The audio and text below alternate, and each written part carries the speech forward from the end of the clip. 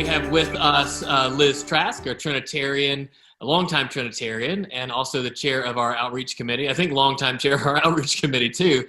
But it's so good to see you. And I know that y'all have been doing work, and oftentimes we don't probably advertise that enough and let people know. But we wanted to take a moment to talk about the outreach work that Trinity has never really stopped doing, the ways it's had to kind of pivot and innovate in the pandemic and what we have going on. So Liz, thanks so much for being with us today and for sharing some of y'all's work.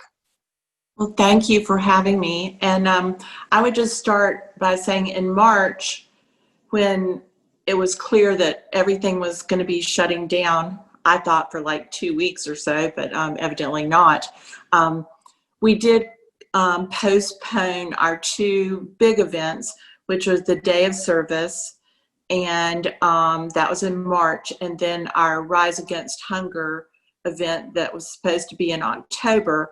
And after talking with them, almost everybody was rescheduling for 2021, unless you wanted to do it in Charlotte in a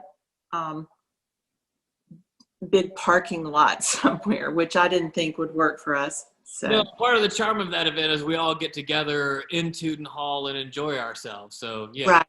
Right. So I said a hard no on that one, and so then we did look for other. I'm sorry. We thank you for your leadership on that. Yeah. But then we did have scheduled on our Day of Service to serve the Church of the Advocate. So we did order some things for bag lunches, and I delivered those to the church that Sunday in March. And that was sort of the beginning of doing that sort of giving out lunches and such for the Church of the Advocate. So y'all have continued that partnership. You know, our outreach committee and Church of the Advocate have continued that partnership, and even our kids have gotten in on it some, it seems like, and it's been a part of our outreach work. And so even though we may not have blasted that all along social media, that's been quietly part of the outreach work that we've been doing. Right, and we were participating in that time in March, and then we had to. You know, all of our outreaches that we do, like at schools or after school programs, things like that have just been on hold because school has not been in session. But we did try to reimagine the Red Bag Sunday event, which we just finished this last 2 weeks. And, you know, if you've been under a rock for the past couple of years and you don't know what Red Bag Sunday is, that's that Sunday that has become a really fantastic tradition at Trinity, where we give out red bags and there's a shopping list that people gather items for different nonprofits throughout the Buncombe County area. And you shop during the next week or two and then bring them back. And I mean, we get pounds and pounds and pounds and pounds of food and goods from, you know, the generosity of our Trinitarians. So, but that's a lot more difficult these days. So y'all completely right. So we chose to do it just a little differently, and we did have it on the agenda items that were sent out to the church, as well as in the bulletins, Sunday services, etc. And we did receive just a bountiful amount of donations from people near and far, from Trinitarians, from people we had never heard of before, that may have just been watching our service online for the first time or whatever. This is we were gathering. Basically how it works is that people would, instead of going out and shopping, they would send in money that would be specifically designated for the Red Bag Sunday, and then our outreach committee would go and gather up those goods. Right, which I chose the items from the list that were given to me by Western Carolina Ministries that they need, and then I listed those on our Red Bag list, and then I, through the magic of Amazon, ordered those things last weekend, and they arrived Monday, Tuesday, and Wednesday of this week. That's amazing. Yes, and well, I was going to have them delivered to church and then take them over there, but then Scott recommended just take out the middleman and just, the least number of touches that have to occur. And this was actually, I guess, probably one of our biggest red bag Sundays that we've had. Right. Because the generosity of Trinitarians and people who just kind of stumbled upon our announcement in our worship live stream really kind of knocked our socks off. We were really, it kind of took our breath away. It really spoke to me how eager people are to be able to make a difference for the community and for God in the middle of this. Because I feel like so often we may feel paralyzed in the middle of this pandemic because so much has been taken away of our ability to do things, that here was just this one outlet. And I feel like people just really jumped at it because I think we're all hungry to do something. Right. I think you're correct about that. And they are so grateful for what they have received. And I don't think they'll need any of those supplies. They can probably take them off their website for a while, maybe a year or so. But, a lot of times we give food and things, but their needs right now, they are giving lunches and suppers to go. So they already had all that set up in plastic containers. We were going to do paper plates, etc. But they have these specific plastic containers that they're using. So the main things that they needed were supplies for people who needed to take a shower or soap.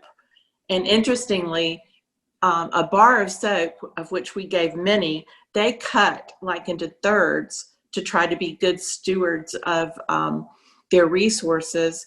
And so that's 3 different people using that bar of soaps, which I thought was very smart idea on their part. So now I know you did a lot of the shopping, and I would love to see that Amazon receipt because I bet it's really hysterical in some ways. But can you give us a ballpark idea how many bars of soap did we buy? Oh, actually, I have it right here. I was getting ready because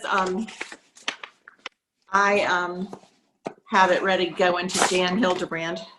So let me see. So they needed washcloths. So we did like 400 white washcloths. We did 6 big containers of Clorox for washing and such things. We gave 20 or 30 containers of those pods that you use for soap. Some had 40 in each one, so that's a lot of washing. As far as soap, let's see, we had 60 bars of Dial soap, 200 bars of Dove soap, and 80 bars of Jergens soap. Yeah, so divide that in 3. That's a lot of soap. Yes, that is a lot of soap. And razors, like 400 to 600 razors. I went and just did I didn't do any pink ones because I thought, I don't mind using a blue one, but some men might not like it. So you really see how far a collective effort like this can go. How many people this can serve in the community. Right. Like, and then we with this one effort, which is really amazing. Just the way you all innovated and pivoted and the way our community and beyond responded. It's been incredible to see. Right. Deodorant, I think a couple of hundred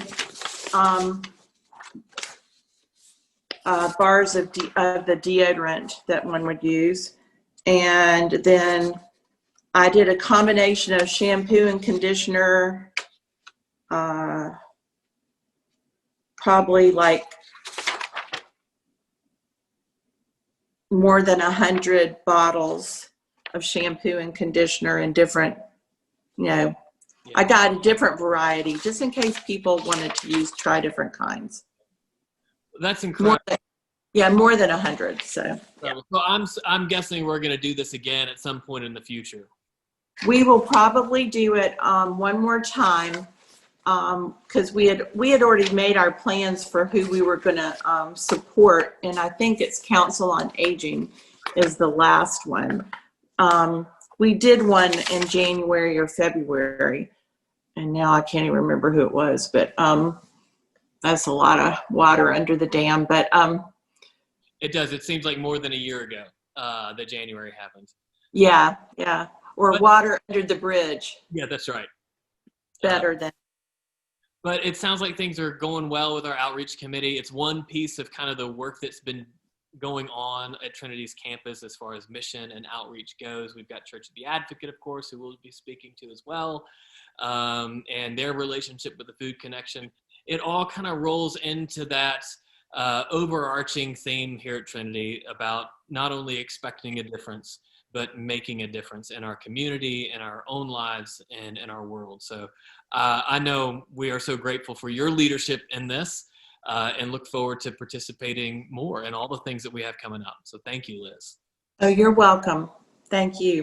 Well, good morning, Trinitarians and Trinity friends. We're so glad that you're here with us this morning when we are talking about mission during the midst of this global pandemic and how it affects us locally. We're going to be talking to a number of different people today, including Flori Pate of the Food Connection. And of course, right before us, as you can see, is the Reverend Deacon Tim Ervolina and the Reverend Dena Whalen, both of the Church of the Advocate. Dena is the vicar there. Tim is both the deacon there and at Trinity. So first, thank you all so much for taking time to be with us today. We're so grateful, A, for your ministry here in Asheville, B, for your partnership in ministry here at Trinity, and C, for taking the time today. So thanks, y'all. Thanks, David. It's always fun to be with you and to be with Trinitarians and to be with Dena. That's right. Zoom is the next best thing. So it's good to be able to be together this morning and talk about this ministry. You know, both of you were relatively new to the Church of the Advocate before the pandemic struck, but y'all had already begun to hit your stride in ministry there and were doing great work, continuing that legacy of Church of the Advocate and making your own mark on it. And then in March, you had to pivot pretty hard and pretty quickly, particularly with your kind of target ministry group that you minister among and with and to. This was a pretty big event and had a lot of impact, I'm guessing, for those who y'all served. So talk to us a little bit about how y'all pivoted, what y'all did, and what this pandemic has meant to those you see every single Sunday ministering to. Okay. You want to go first, Tim? Sure. Our congregation actually has two parts. We kind of have a core group of folks, some of whom are Episcopalians, some of whom aren't, who have traditionally been part of the worship services on Tuesday mornings and on Sunday afternoons, and in the greater life of the church. And in addition to those folks, we have our greater parish, which lives on the edge. They're a group of people who some of whom are street people, some of whom are just the working poor, and they're struggling around with a lot of their colleagues, but they find meaning in what we do at the Advocate. And so we had to figure out a way to be able to minister to them and to retain some essential parts of our ministry, which include not just our worship, but ministering to physical needs like food and medicine and personal care items. And so it was a big pivot, as you said, but with Dena's leadership and with the support of the congregation at Trinity and our other partners in the community, I think we've been able to hold it together these past 6 months, and we're almost ready, like everybody else, to start some kind of in-person worship service pretty shortly. I guess I would add to Tim's summary that as we got hit with closing down our physical place and our in-person worship and meal gathering around tables, we launched full head into how we're going to feed people. And Tim ran with that, and we'll learn more about that in a little while. But as we kind of got into a rhythm of how to provide a hot meal to go in different ways, then we began to reflect on what an anchor that core community is. Both people that have traveled the world and are well-resourced, right alongside folks that are wondering where their next meal is going to come to, and the richness of that core community informed everything we did. And so I think I can speak for both of us that we found ourselves kind of saying, gosh, this is reminding us of who we are at our core, and where we get our vision and our sustainability from, I guess. So once the food got going and we got a pattern and we knew what that was going to be, and we had some wonderful, stable volunteers and crew members working each Sunday, we began to apply for some grants to strengthen our Soulmates, which is our shoe ministry, the Basics, which is all kinds of daily hygiene supplies and needs that we all need and handle every day, from toothbrushes to socks, to razors, to washcloths. And then we had a new coordinator come on who's a member of Trinity, Brad Wilson, and he has completely revamped our nursing station, which we're calling the Well. So we now have a trained nurse, registered nurse every week to meet people's needs. So we're getting a stride, and it's going to be a continued adaptation as we move into in-person worship, and perhaps begin to let people come into the building one at a time to go to those stations that will provide for them in different ways. How have you seen this impact, particularly those who are living on the margins, whether they're living outside or they've recently lost jobs and are finding themselves in an economically precarious situation that they might never have before? What have you seen or witnessed or kind of noticed in your ministry and in those you're serving? The financial struggle for them has been extraordinary. Many folks have income, and many folks, even folks who are living on the street or in their cars, are working, at least part-time. But most of them work without benefits. They work at very low wages. A lot of them do short-term construction work. We've had several who were involved with folks who did landscape work of various sorts, tree work, that kind of thing, and they'll come in for 2 or 3 days. They get paid for those days, and then they may not have work again for 2 weeks. And so they piece together their lives, and they do this every day. When you're on the edge, when you're on the margins, every single day is a massive act of survival, as you're just trying to figure out, how do I have enough money to get through to tomorrow? Add to that the pandemic and the slowdown in work. A lot of our folks were just forced out of all work altogether. And so they've been even more reliant upon feeding programs around the city, because at least they don't have to worry about where food comes from. And so that's why for us it's been really critical to make sure we've had enough food to give out, to make sure people don't walk away from Advocate hungry. And then to restore our other ministries, as Dena pointed out, Brad Wilson, who is on the vestry at Trinity and is a fantastic and wonderful volunteer at Trinity and at Advocate, is heading up the Well, and really put a whole renewed emphasis on medical interaction with folks, which is critical, because a lot of folks they'll put things off. They don't have medical care because some of them, because they don't have an address, they can't even get Medicaid. Their only solution is to go to the emergency room. uh, even for small things. But now we can help divert some of that and give them some quick care and So, good care. so y'all have seen need increase Absolutely. in the midst of this, and part of that has been an increase in a need for food and a need for services and a need for resources. And we have now joining us Flori Pate, who is the executive director of the Food Connection and of Go Local Asheville. Is that correct, Flori? Oh, you're on mute here. That's all right. But we're just now talking about the increase of need in the midst of our community during this pandemic. And one of the ways that you've partnered with Church of the Advocate and the Food Connection has partnered is to increase the resources in our community. So I'd love to hear a little bit about the partnership y'all have had both with chefs in the area and with nonprofits and communities and agencies like Church of the Advocate. Sure. So thank you for having me here today.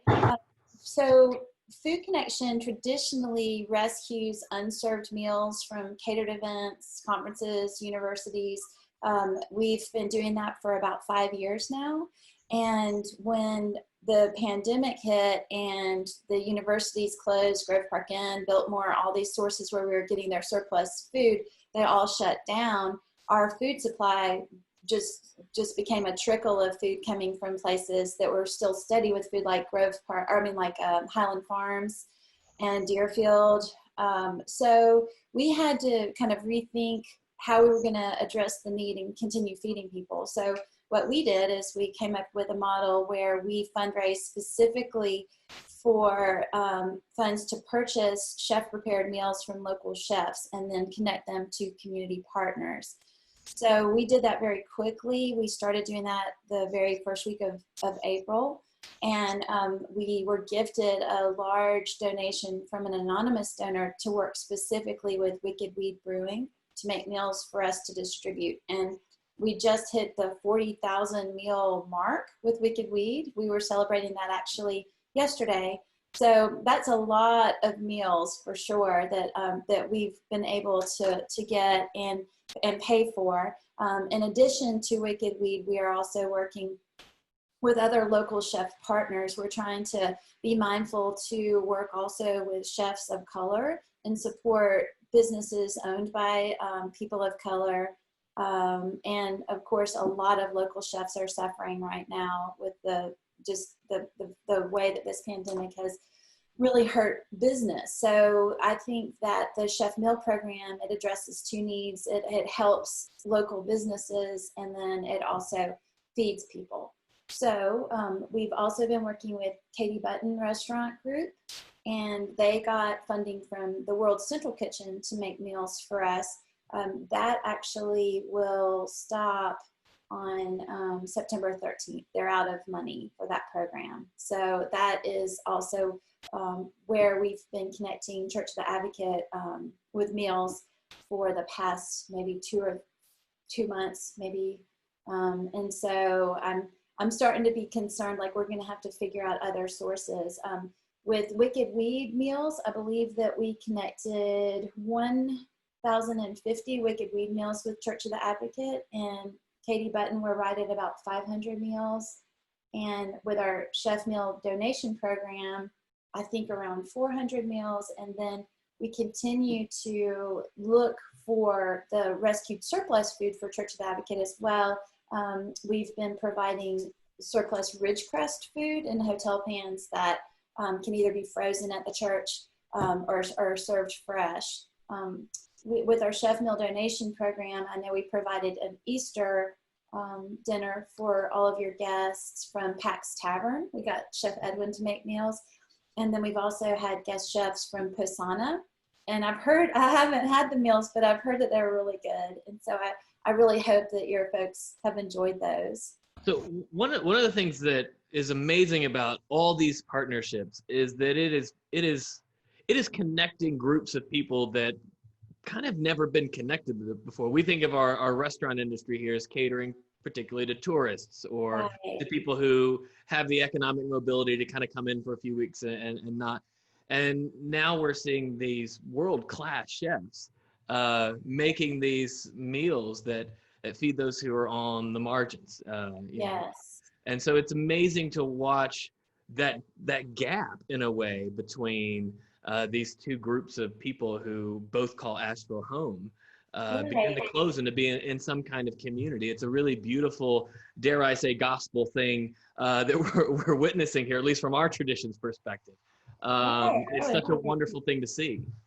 I would agree. I think that this program has been equally as empowering for our local chefs as it has been for the food recipient partners. Just the love that you get through any sort of meal, I think is extremely important. But then if all of a sudden it's like, okay, this is one of the best meals I've ever had in my life. Somebody must value me and I must be seen, and I'm not forgotten about.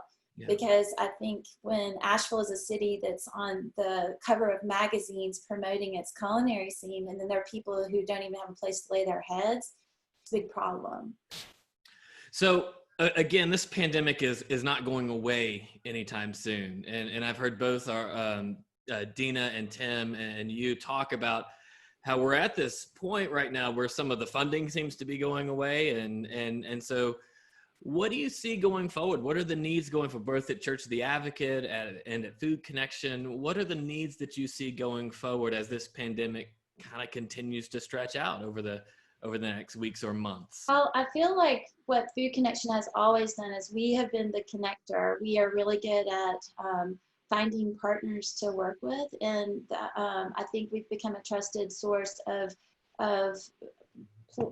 just somebody to call when you need meals, and then we know people who can make meals. So I don't know when places like Grove Park Inn will reopen to banquets. I don't know when weddings will start happening again, where we'll all of a sudden get this influx of freshly prepared food that we're used to getting. And so in the meantime, I know the need's not going away. In fact, it could even get worse this winter. So I would love, as the founder and director of Food Connection, I would love to know that we have this much money where we can continue to support our partners like Church of the Advocate and many others with these chef meals. Because I know for a fact, I've seen it. These local chefs, they want to help. Their kitchens are open. They're just like, Flori, just call me. And if we can continue to pay them and pay their labor and everything, we can move the meals. I know it. And it's not just the chefs that are getting paid. It's the restaurant workers who are, who are continuing to be employed because of this. And that's such an important point.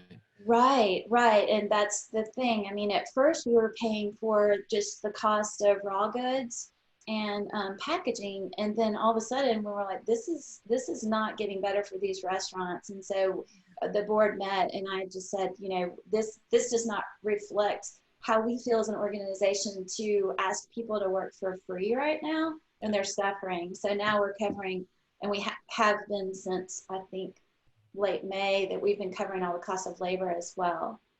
And Dena and Tim, as you are at Church of the Advocate on Sunday afternoons, and at other times throughout the week, I know that we have had members who have volunteered and who have helped in a variety of different ways.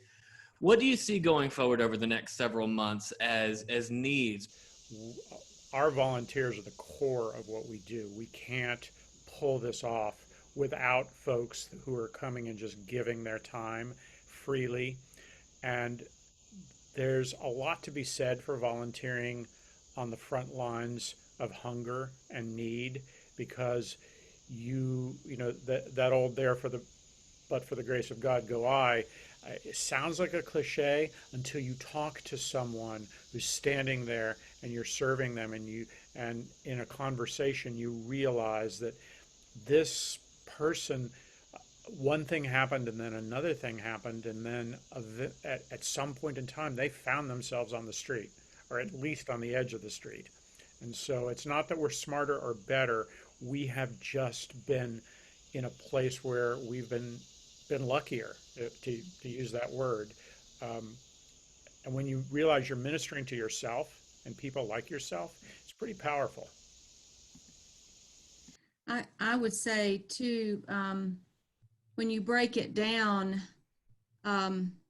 we certainly need some volunteers right now that are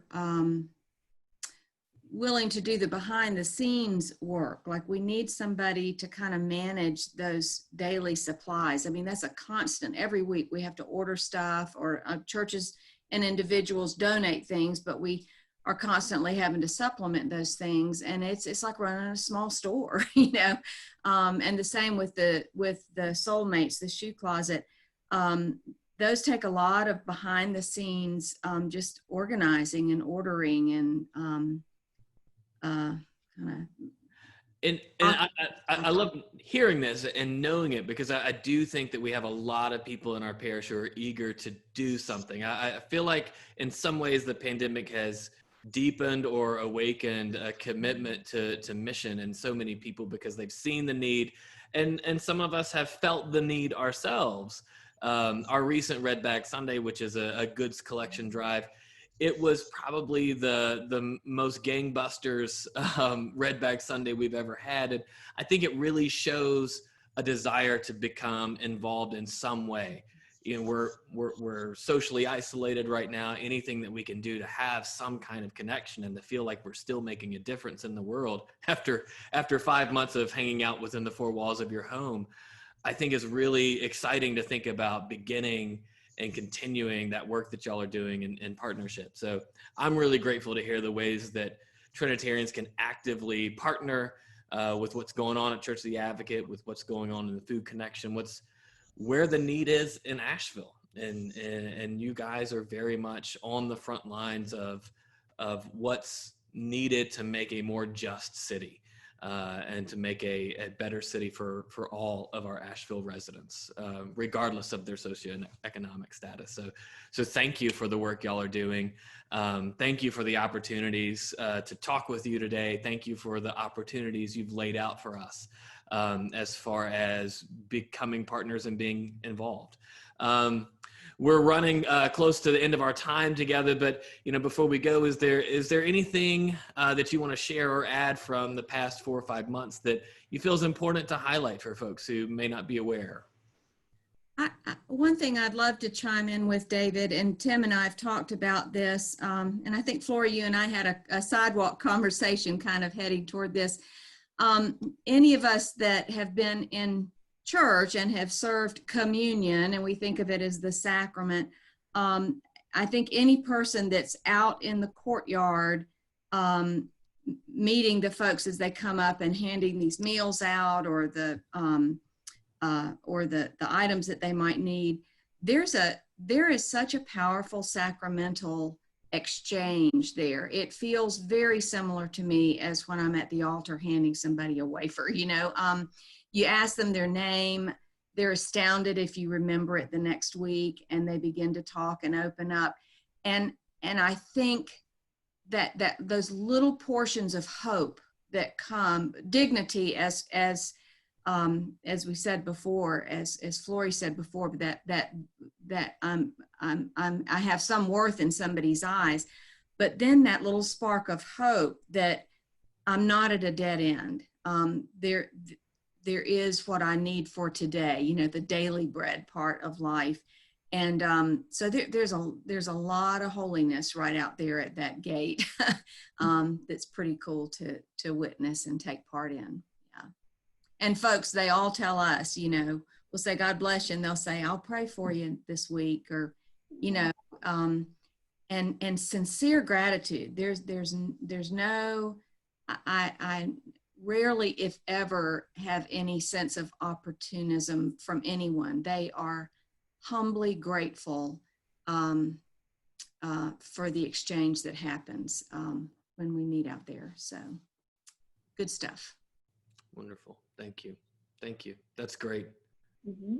I just want to give a final thank you and shout out to Flori and her staff and volunteers. Uh-huh. She is a leader in our community because she cares so passionately about it, and she makes such an incredible difference with the work that she does. So thank you. Thank you. You're a rock for us, so we appreciate you. Well, I love working with y'all, and you're always on my mind. And I'm trying to figure out if starting next Friday we can start connecting all of what we pick up from UNC Asheville to Church of the Advocate, if somebody would be there to receive it on Fridays. We will figure it out. Okay. Okay, Well, good. look, I love it. I feel like I'm watching ministry happen in the moment. It's like a live stream of ministry happening. This is how it's done. This is how it's done.